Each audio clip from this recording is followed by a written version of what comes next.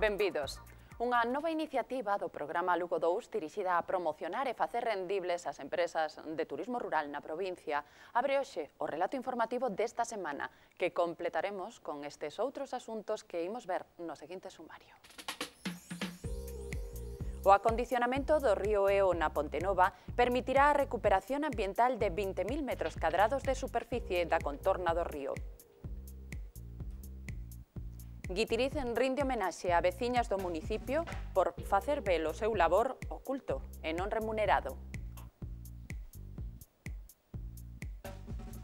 A Fundación TIC realiza o vídeo musical do disco Torres de Compostela, co que a cantante do Incio, Lucía Pérez, promociona Lugo.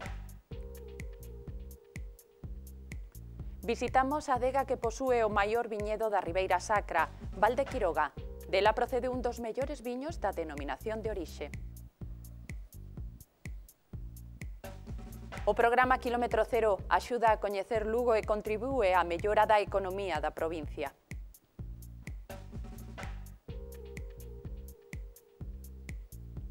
Escolares de Castroverde visitan un dos muiños rehabilitados pola Asociación Santa Lucía.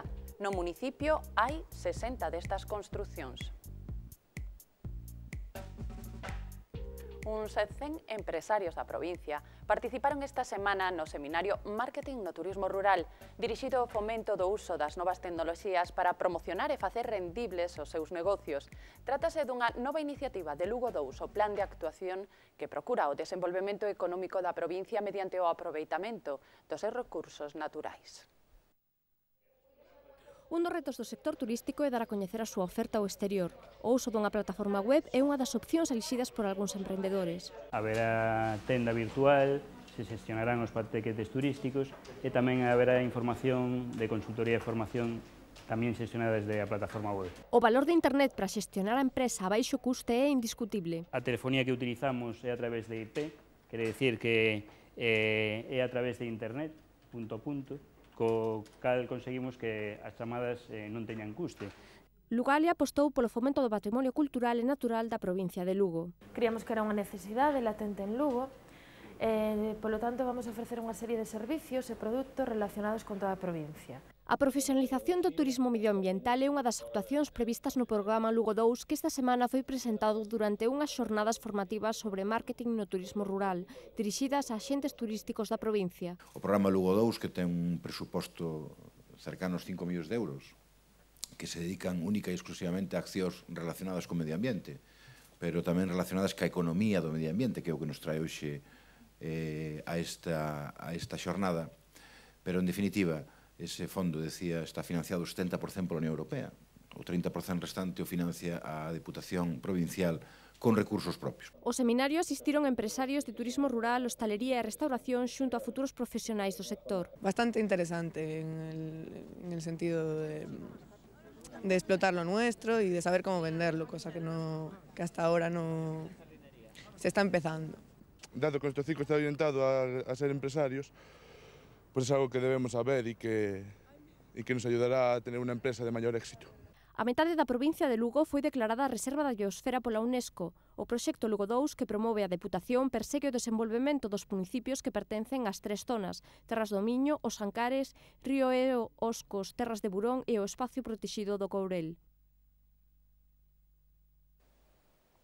O acondicionamento do río Eo na Pontenova finalizará a finais de ano. O investimento das obras ascende a preto de 5 millóns de euros que financian o Ministerio de Medio Ambiente e Medio Natural e Marino e a Deputación de Lugo. A actuación que se enmarca no Plan Nacional de Restauración de Enclaves Naturais pretende mellorar a seguridade vial da zona e xerar un novo entorno medioambiental do caudal do Eo para o seu disfrute público.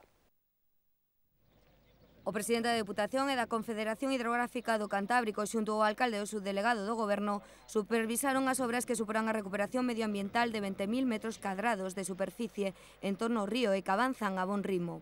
Creo que la obra está bien concebida, que responde a las demandas de A Pontenova y que supone, digamos, aproximar el río a los visitantes para poder disfrutarlo y además dar una garantía de seguridad muy alta para el núcleo.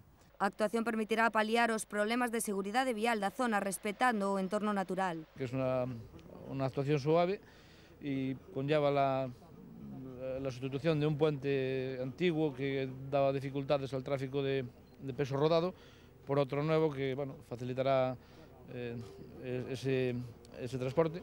A nova ponte será máis ancha a actual e suporá para os veciños unha maior seguridade vial para o tráfico rodado.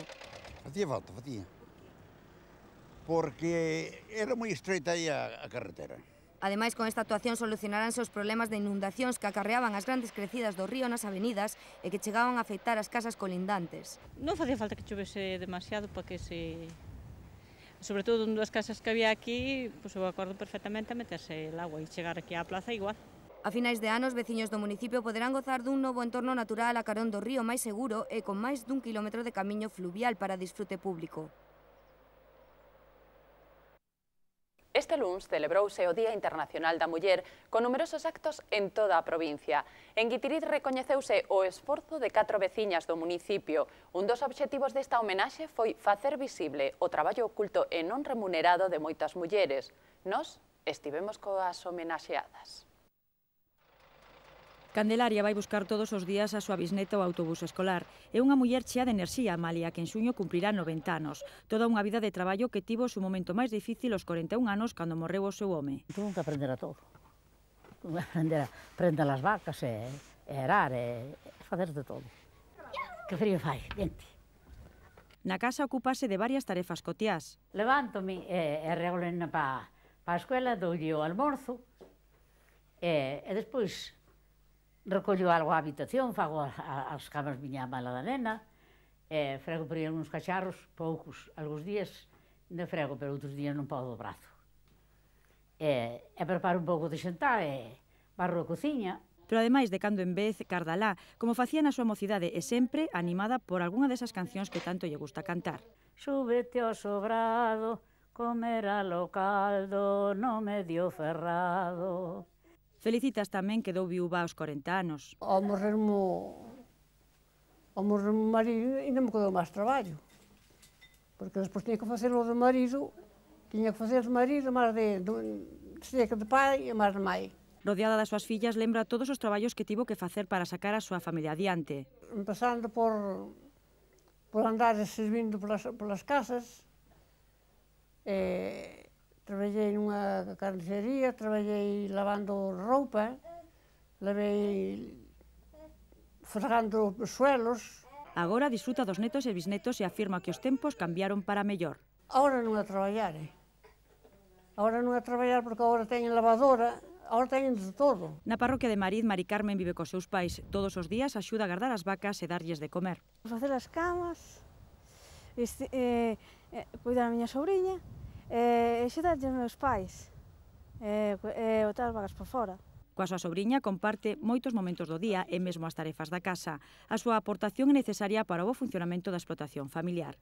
Estas 3 mulleres, xunto con María Jesús, foron homenaxeadas este ano polo Concello de Guitiriz nun acto no que estiveron acompañadas de numerosos veciños. Sorprendeume moito, non me esperaba algo tan bonito e a verdade estou moi emocionada. As 4 representan a todas as mulleres do municipio con traballo remunerado ou invisible.